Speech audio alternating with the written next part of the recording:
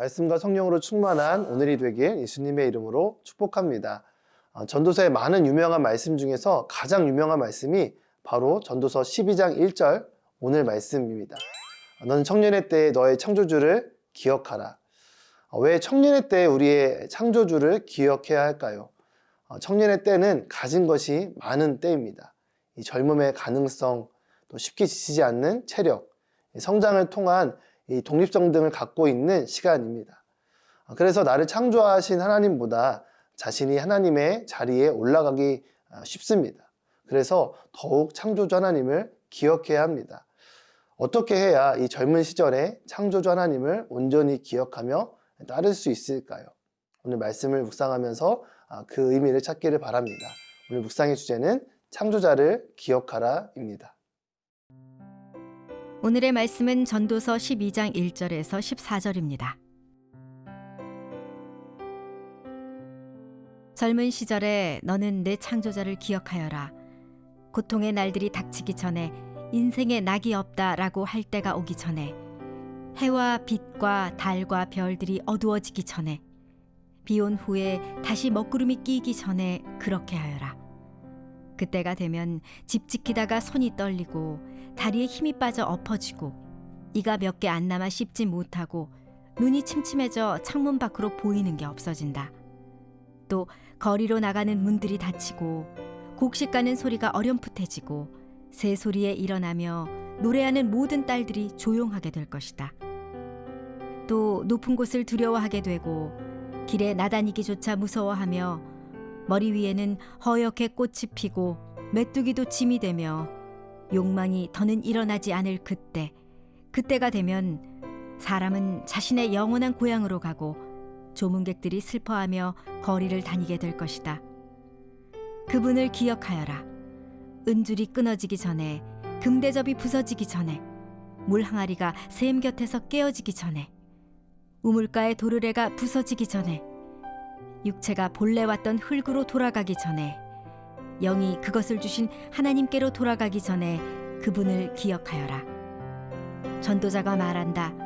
허무하고 허무하다. 모든 것이 허무하다. 전도자는 지혜로울 뿐 아니라 사람들에게 지식을 가르쳤으며 묵상하고 연구해 많은 잠언을 정리했습니다. 전도자가 연구해 합당한 말들을 찾아냈으니 그가 기록한 것은 올바른 것이고 진리의 말씀입니다. 지혜로운 사람의 말은 찌르는 막대기 같고 회중의 선생들이 단단히 박은 목과 같습니다. 이 모두가 한 목자에게서 받은 것입니다. 내 아들아, 이것들 외에도 더 훈계를 받도록 하여라. 책은 아무리 많이 써도 끝이 없고 연구를 많이 하는 것은 몸을 지치게 한다. 모든 것의 결론은 이것이다. 하나님을 경외하고 그분의 계명을 지켜라. 이것이 사람의 본분이다. 하나님께서는 선악간의 모든 행위를 그 숨은 일까지도 낱낱이 심판하신다. 하나님은 창조자라고 표현하는 것에는 그 의미가 있습니다.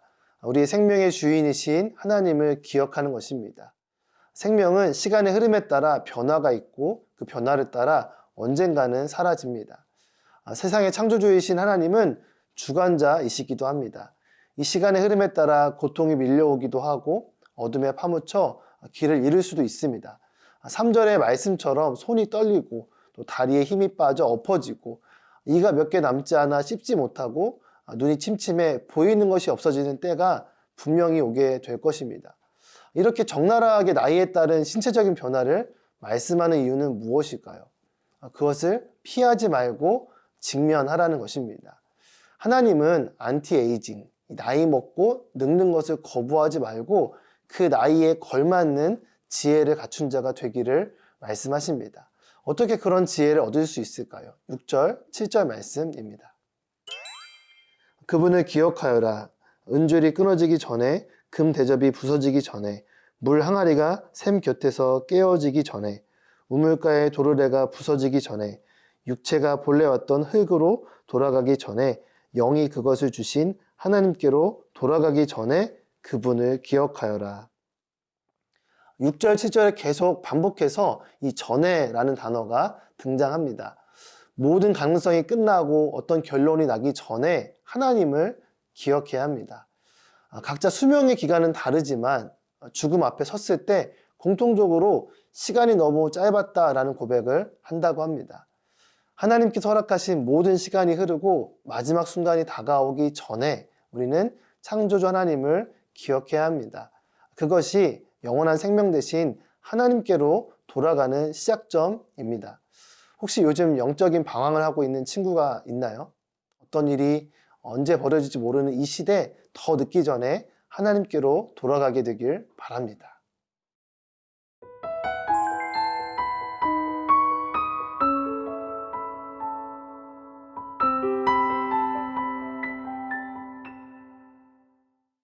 왜 우리가 창조주이신 하나님께로 돌아가야 할까요? 참된 지혜자인 전도자는 하나님 없는 인생은 허무하고 허무하며 모든 것이 허무하기 때문이라고 말합니다. 이것은 그가 수많은 연구 끝에 발견한 진리입니다. 거친 파도가 치는 세상 속에서 흔들리지 않으려면 이 진리의 말씀을 붙잡아야 합니다. 하나님의 지혜의 말씀들은 찌르는 채찍처럼 우리를 아프게도 합니다. 하지만 이 젊음에 취해 잘못된 길로 가는 것을 막아줍니다. 또한 하나님의 지혜의 말씀은 잘 박힌 모처럼 견고하고 든든하게 우리를 세워줍니다. 이 전도자는 그 아들에게 이 소중한 말씀을 통해 온전히 교훈을 받고 인도함을 받을 것을 마치 유언처럼 당부합니다. 이 전도자가 평생을 통해 연구한 결론은 무엇일까요? 13절, 14절 말씀입니다. 모든 것의 결론은 이것이다. 하나님을 경외하고 그분의 계명을 지켜라. 이것이 사람의 본분이다. 하나님께서는 선악간의 모든 행위를 그 숨은 일까지도 낱낱이 심판하신다. 하나님을 경외하고 그분의 명령을 지키라는 것입니다. 이것이 사람으로서의 본분이라고 말합니다. 해 아래 수고하는 모든 삶의 의미는 모순이 가득하고 허무함이 가득합니다. 우리에게 순간순간 찾아오는 이 절망과 허무감을 어떻게 극복할 수 있을까요? 하나님을 경외하는 마음으로 의무감이 아니라 기쁨과 소망으로 그분의 말씀을 순종하며 따라야 합니다. 우리의 모든 행위를 아시는 창조주 하나님, 그 앞에 서게 될 때가 있다는 것을 기억하십시오. 그때에 착하고 충성된 종아라고 칭찬받으며 주인 되신 하나님의 영원한 잔치에 참여하는 저 여러분 되기를 예수님의 이름으로 축복합니다. 사랑하는 주님, 때로 절망스럽고 허무함이 밀려오는 그때에도 흔들리지 않고 넘어지지 않도록 청소년 때에 창조자이신 하나님을 기억하고 붙들며 살아가게 해주세요. 예수님의 이름으로 기도드립니다. 아멘.